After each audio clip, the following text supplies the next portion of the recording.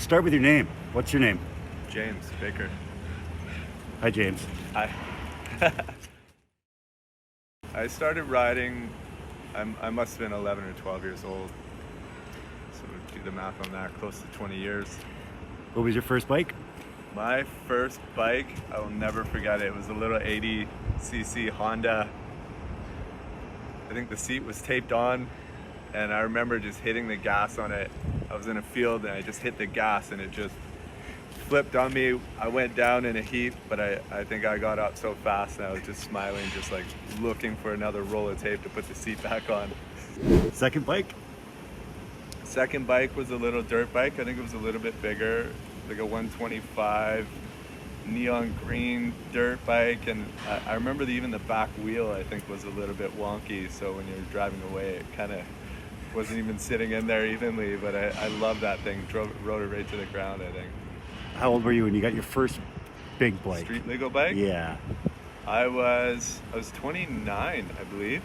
29, turning 30.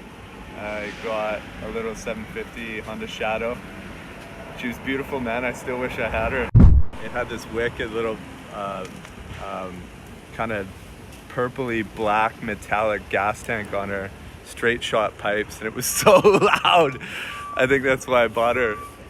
And I had it for one season, and then I traded it in, caught this thing. So you got this bike right after the 750? Yeah. Really? I went from the 750. My dad and I went down to the States hunting for a few bikes.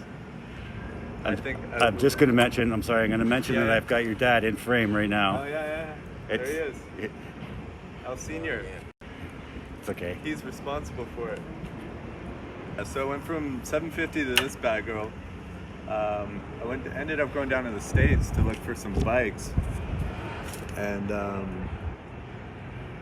we had lined up we'd seen this thing online, I believe.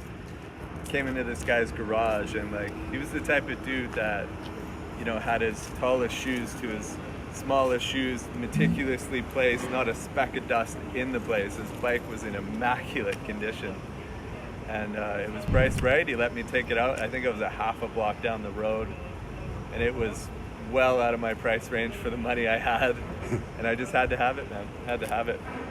I do know she's 96 cubic inch.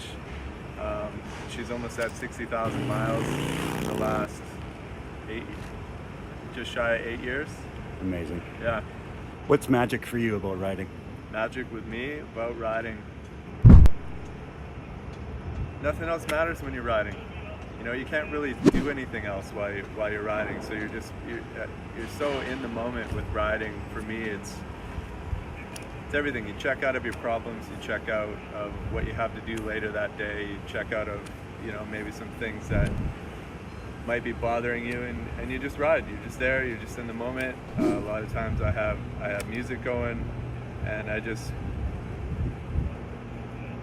don't know how to explain that. It's kind of a euphoric feeling when you hit a spot, say when you're coming down from Sea to Sky Highway.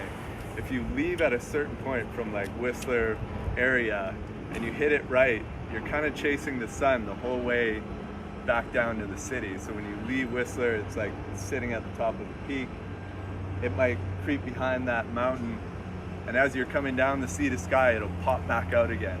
And I love chasing the sun along with music while you're riding.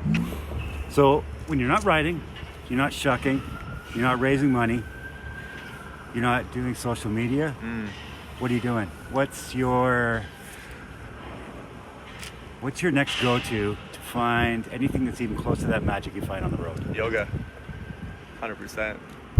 How long have you been doing yoga? I got into yoga maybe just about 2.5 years ago, 2.5, maybe 3 years ago. I was going through a lot of changes in my personal life, and just kind of needed to make a shift with my body and how I was feeling physically, and yoga kind of came in. And I mean, next to motorbikes, I think yoga is probably the next biggest thing in my life, for sure. Favorite yoga instructor you ever met? Ooh, favorite yoga instructor. Now, I know this is a tricky question because you don't want to upset all the instructors that you know. Yeah. Recently, I'm gonna say Ryan Lear from One Yoga, Okay. or my dude Risto. And Ryan Lear, he's one of the originators of One Yoga in Gastown. I took one of his classes up in Whistler recently for Wonderlust. 10 minutes in, man, like not even 10 minutes in, I'd say 2 minutes in, hair on my arms sticking up, just like good music, good vibes. Like, yeah, it's two beautiful teachers, I would say, Ryan Lear and Risto, and then maybe my guy Kermit Clove. I gotta include him because he's one of my go-tos every week. Yeah. I have a feeling we could probably go down a huge Totally. list. Right? I could go down a rabbit hole of like, there's so many good teachers in this city. Judy Rom, she's another one. Don't make me do it because some people will get mad that I'm not mentioning. My first piece of advice to anybody that wants to get into riding is go to riding school. Go to Pro Ride, go to Pacific. There's tons of them available. You're in and out. They'll teach you a lot of how not to die on a motorcycle. Important. Or how a lot of small things that you would probably never learn until they happen to you. They're gonna show you those things before you even get on a bike anywhere near a road. Okay, I want to talk to something about something that's close to your heart. Sure. Bikers for Autism. What is it? Why is it important to you? How long have you been doing it? Bikers for Autism started in 2012. I was in the middle of planning a ride with my dad across coast to coast out to Newfoundland. Both of my parents are Newfies, so we were planning this bucket list ride to get out there. And in the process of doing that, I caught wind my little cousin was diagnosed with autism. And I mean, we were already going anyway, so I started setting up little meet and greets, fundraisers, anything I could do to have the opportunity to spread some awareness surrounding autism. And in that first year, we ended up cracking 20 grand. Wow. In that first year. And we knew nothing about anything, man. Didn't know anything about it, but I knew I wanted to help my own family, and B, from that ride I learned that there's just such a bigger calling for it, for awareness, for funding, for everything along that line, that I could just do more, Someone who's watching this right now and they want to take part, or they want to help the cause, where do they go? Who do they call? What do they do? I mean, you could get a hold of me directly. I'm really available on any social media platforms.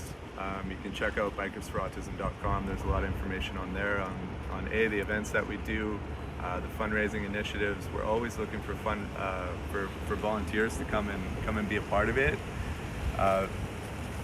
As little or as big of an impact as you want to have, I'm always open to people that want to get involved and help more, right?